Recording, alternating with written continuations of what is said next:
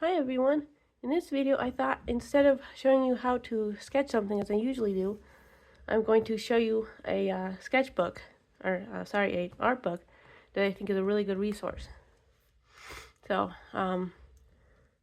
you may not know this from just looking at my channel, but I'm actually a much better artist than I come across on the channel, partly because I get nervous working under the camera and distracted by talking to it.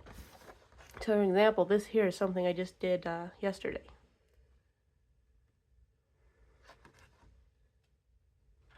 Anyway, so rather than try and teach you myself, I thought I would show you the resources I use to learn. So this is a really nice one. This was given to me by Nancy.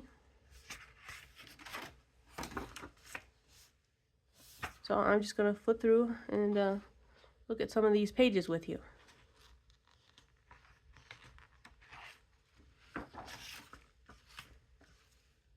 Some very nice artwork here.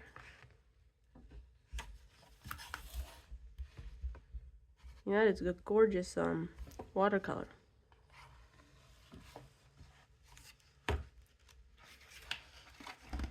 So in here, in this book in general, it tells how to keep a sketchbook journal. And a sketchbook journal is different than just keeping, just sketching in an art book whenever. It's like keeping a sketchbook with you that, say, whenever you encounter a flower or an animal, you call this a nature journal, and you paint what you see. But you not only do that, you also write down like where you saw it, when, any relevant details that aren't apparent from simply looking at the at your painting, and an explanation of the painting. Like over here, you could keep a garden journal. When you planted the plant, what it looks like at different stages. I'm just starting to keep a journal myself of this type. Not a garden journal, but a nature journal, and I thought I would try a Erman sketchbook, which is kind of the same idea, but the topic being buildings, man-made objects.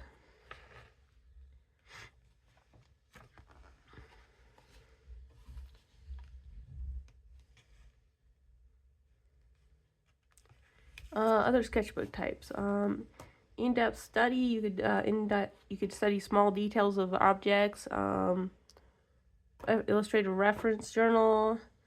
Sketchbook of the imagination. Just fictional, some fictional fairyland, for example, or a place in your imagination where dragons live. Not just the dragons themselves, but castles or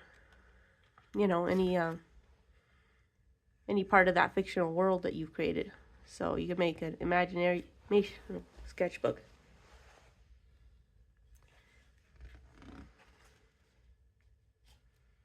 So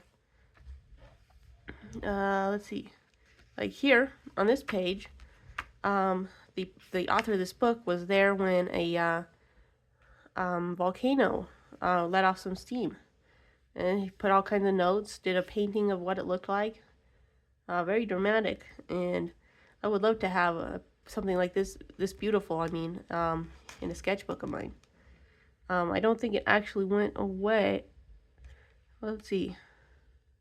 Mud flows. Yeah, it says, here, I'll read what it says. Eruptions began in March and extended in May when part of the peak was violently blown away, creating great ash clouds, mud flows, and destruction. Now, it'd be pretty scary to be that close to something like that, to be able to sketch it. So here is getting started, which it basically talks about what tools to use. For watercolor, currently my preferred mediums are I prefer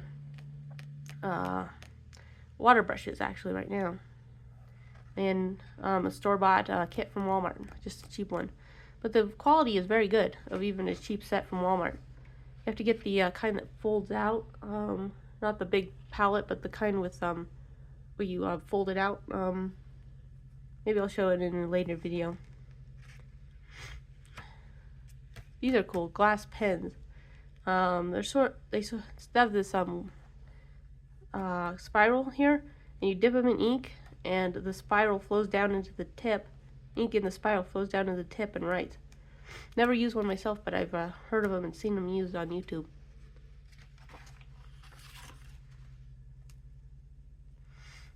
So this is about field kits. You want to be able to take your stuff with you so you can just do art whenever it's convenient, really. That's a good way of getting in the habit of practicing regularly, is simply be able to take a small set with you anywhere. So you can get, these are roll-ups, not my favorite. I prefer more of the style of things like kids take to school, you know, for my art supplies.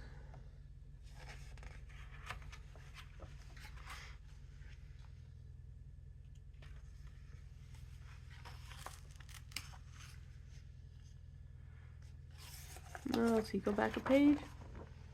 Some pretty weeds here. Snowberries. Making sketches. Okay.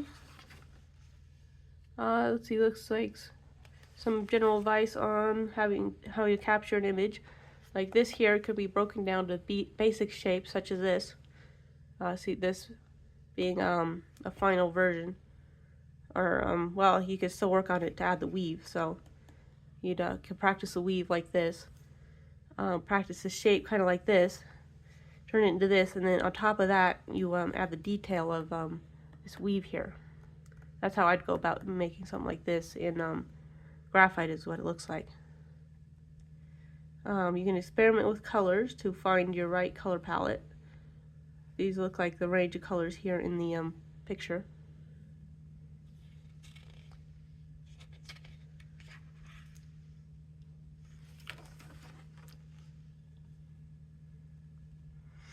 Okay, well, I don't think I'll have time to show you this entire book, but I'll get through some of it, and perhaps I will finish do more of the book in, well, let me see. A good question is whether or not this is a copyright issue.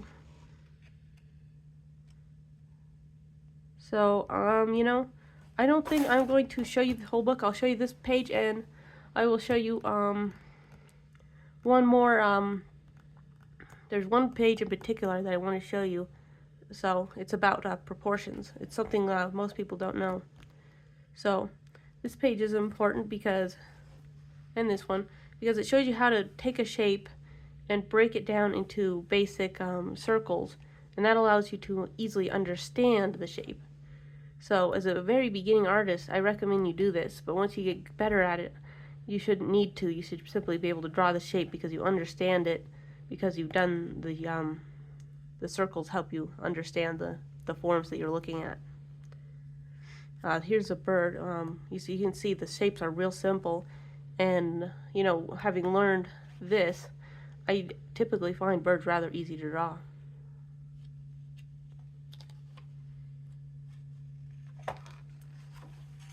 Okay, just a moment here. I will stick a bookmark in this page, and I may come back to it in another video. And I will get to that one page that I particularly wanted to show off. You see, this is a gorgeous book.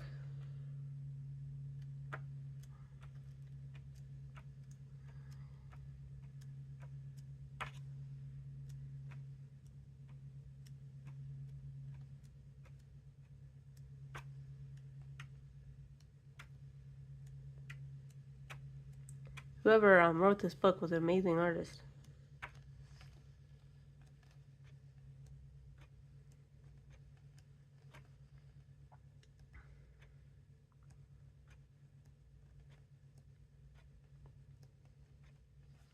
Let's see. Limited color palette. That's a good one to look at later. Let's see, a lot of things about people.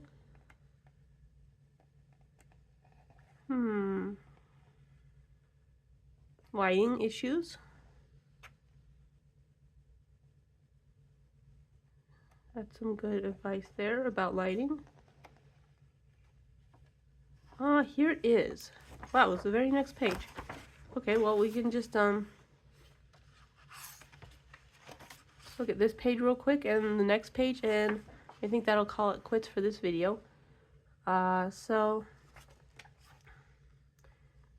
Here, basic shapes, building it up into, oh, can't see that. Okay, so here we got, starting with the basic shape, adding more details, till you got this.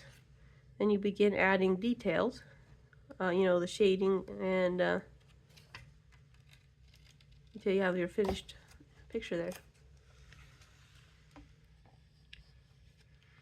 So this is shows you the idea of turning a circle and putting it on its side to do something like a wheel coming at you rather than flat.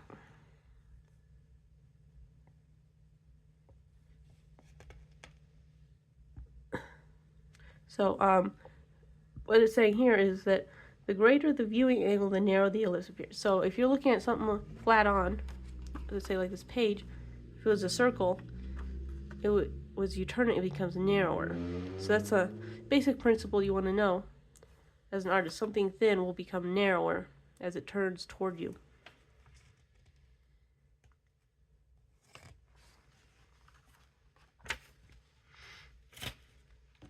Okay.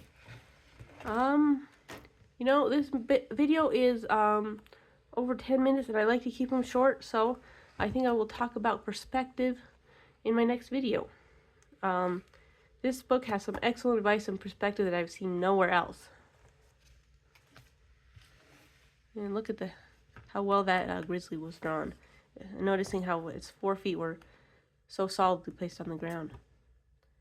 So anyway, thanks for watching.